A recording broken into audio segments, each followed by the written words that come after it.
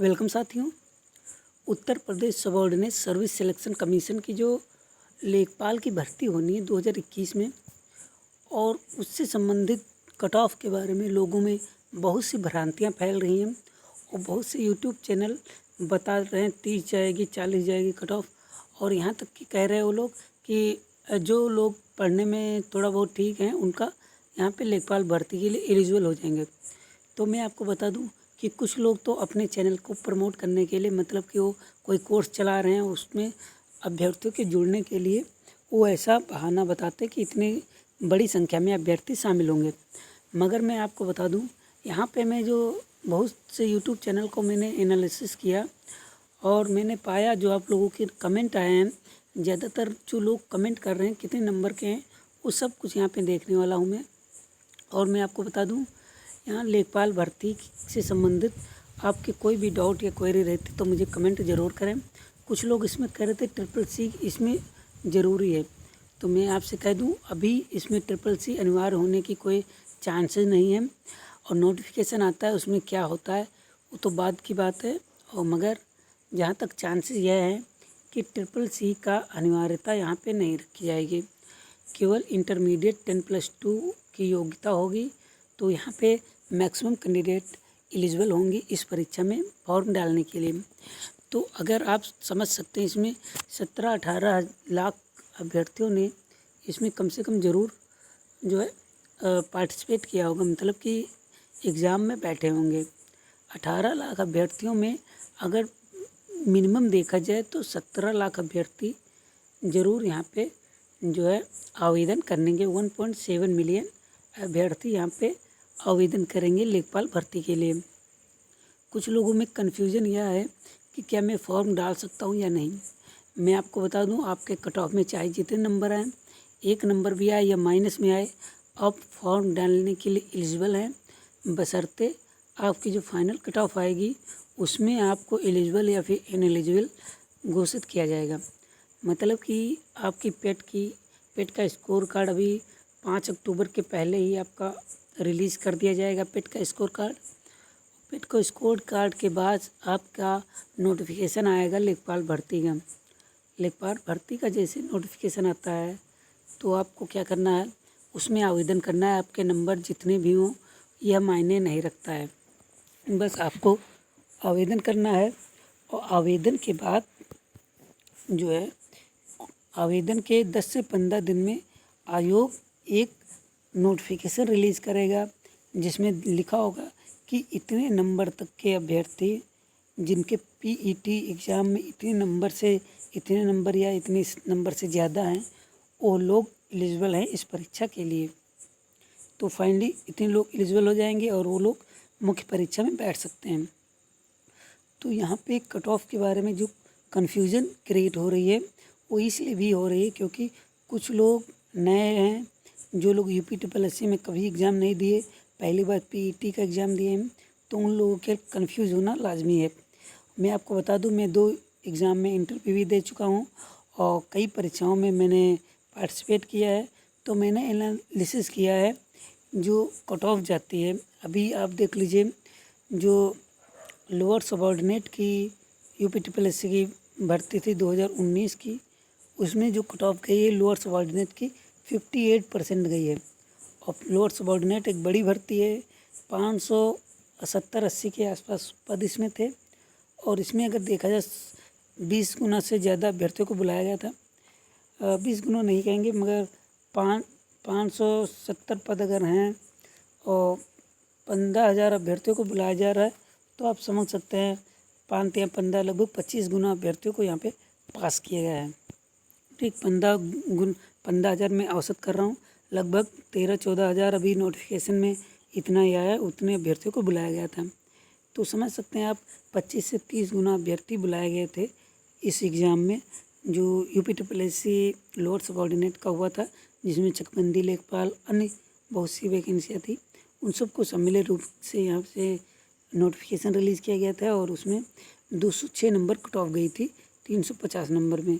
तो समझ सकते हैं 58 दशमलव कुछ होगा, उतनी कट ऑफ गई थी। तो ये बड़ी भर्ती थी और यहाँ पे जो सिलेबस थोड़ा हार्ड था, मगर ज़्यादा हार्ड नहीं कहेंगे। यूपीटीपीएससी का जो बेसिक सिलेबस है वही सिलेबस था, ज़्यादा हार्ड नहीं सिलेबस कहेंगे। मगर इसमें पीईटी का एग्ज़ाम अगर देखा जाए तो बहुत ही इजी एग्ज़ाम था, मगर इसमें कुछ जो सब क्वेश्चन थे जैसे कि ग्राफ वाले या फिर पैराग्राफ पढ़ के उत्तर देना, तो ये सब थोड़ा टिपिकल हो जाते हैं। जो लोग ज़्यादा मतलब रटने की विद्या रखते हैं, रट के किसी का भी आंसर दे देंगे, तो उनके लिए थोड़ा टिपिकल हो जाता है। तो इसी वजह से इसमें कट ऑफ कुछ कम हो सकती है, बशर्ते इसमें अगर जो वो नहीं होते क्वेश्चन, तो इसकी मैं आपको बता दूं 80 प्लस जाती लेखपाल की। मगर यहाँ पे जो देखा जाए तो यहाँ पे अगर देखा जाए तो लेखपाल भर्ती की अब जो कट ऑफ जा सकती है, वो कट ऑफ का अगर रेशियो देखा जाए तो इतना हो सकता है कि यूपीटीपीएससी लेखपाल के लिए आपके पास औसतन जो नंबर होने चाहिए, मैं मैक्सिमम बता रहा हूँ कि इससे ज़्यादा मतलब अगर जो हैं तो आप श्योर हैं, सिक्योर हैं, मगर इससे 1-2 नंबर कम भी जा सकती है कट ऑफ। मैं इतना बता रहा हूँ आपको, या ध्यान रखिएगा आप। तो यहाँ पे देखते हैं लेखपाल भर्ती के लिए क्या कट ऑफ जा सकती है जनरल की। जनरल की अगर जो बात की जाए तो 52 से 53 नंबर जनरल की रह सकती है लेखपाल भर्ती के लिए, ठीक है। और मैं आपको बता दूं अभी थोड़ा ये टचिंग का दिक्कत हो जाता है इसमें मोबाइल में स्क्रीन रिकॉर्डिंग करने में। तो यहाँ पे जो अगर देखा जाए तो जनरल की 52 से 53 हो सकती है, 53। और ओबीसी की अगर बात की जाए तो ओबीसी की कट ऑफ 52 से 53। मैं सेम क्यों बता रहा हूँ, इसका भी रीज़न है, हम बताएंगे। और यूएन की अगर बात कीजिए, मतलब कि ईडब्ल्यूएस की, जनरल में जो ईडब्ल्यूएस होते हैं आर्थिक रूप से पिछड़े हुए, तो उनकी कट ऑफ भी इतनी 52 से 53 के आसपास रह सकती है। अब आगे देख लेते हैं, 52 से 53 ये तीनों कैटेगरी की हो गई। अब बात करते हैं कि एससी की कितनी जाएगी। एससी की अगर बात की जाए तो एससी की कट ऑफ में ज़्यादा अंतर नहीं दिखेगा, मगर इनकी भी कट ऑफ 48 से 50 के बीच में रह सकती है एससी की कट ऑफ। एसटी की अगर बात की जाए तो एसटी की कट ऑफ थोड़ा और कम जाएगी। तो एसटी के कट ऑफ फाइनली अगर देखा जाए तो 40 नंबर से 42 के आसपास एसटी की कट ऑफ रह सकती है यहाँ पे। अब बात कर लेते हैं यहाँ पे जो कट ऑफ की अगर बात करें तो एसटी के बाद कट ऑफ की बात करते हैं तो फीमेल की आ जाती है। तो फीमेल की कट ऑफ मैं आपको बता दूं, फीमेल के में भी ज़्यादा अंतर देखने को नहीं मिलेगा, मगर इनकी भी 45 से 50 के बीच में रहेगी फीमेल की कट ऑफ। अब बात कर लेते हैं यहाँ पे स्वतंत्रता संग्राम के आश्रितों की अगर बात करें तो यहाँ पे इनकी कट ऑफ फाइनली कितनी रह सकती है। इनकी कट ऑफ 35 से 37 नंबर रह सकती है स्वतंत्रता संग्राम के आश्रितों की। अब बात कर लेते हैं यहाँ पे जो राष्ट्रीय या अंतर्राष्ट्रीय स्तर के खिलाड़ी हैं उनके बारे में। तो उनकी कट ऑफ के बारे में अगर बात की जाए तो उनकी भी 40 से कम ही रहेगी, 35 से 40 मान सकते हैं। और इसके बाद बात कर लेते हैं जो सैनिक होते हैं, भूतपूर्व सैनिक जिनको बोलते हैं, उनकी कट ऑफ कितनी रहने वाली है। भूतपूर्व सैनिकों की अगर बात करें तो इनकी कट ऑफ 35 से कम रहेगी, 30 से 35 मान सकते हैं आप। इनकी भी कट ऑफ 30 से 35 रह सकती है, क्योंकि इनका जो है बैकग्राउंड चेंज हो जाता है, फाइनली पढ़ाई छूट जाती है, उसके बाद फिर से पढ़ाई करने के लिए मतलब फिर से नौकरी के लिए पढ़ाई करते हैं, तो इसलिए उनकी कट ऑफ कम होती है। अब बात कर लेते हैं विकलांग की, जिसको पीएच कैटेगरी में मानते हैं आप लोग।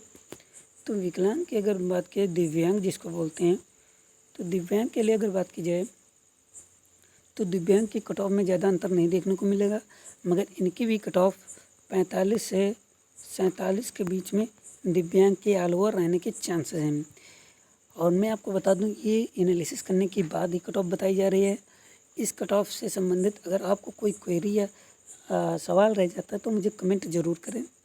तो आपको वीडियो कैसा लगा है ज़रूर बताएं। मिलते हैं अगले वीडियो में, तब तक के लिए नमस्कार, धन्यवाद।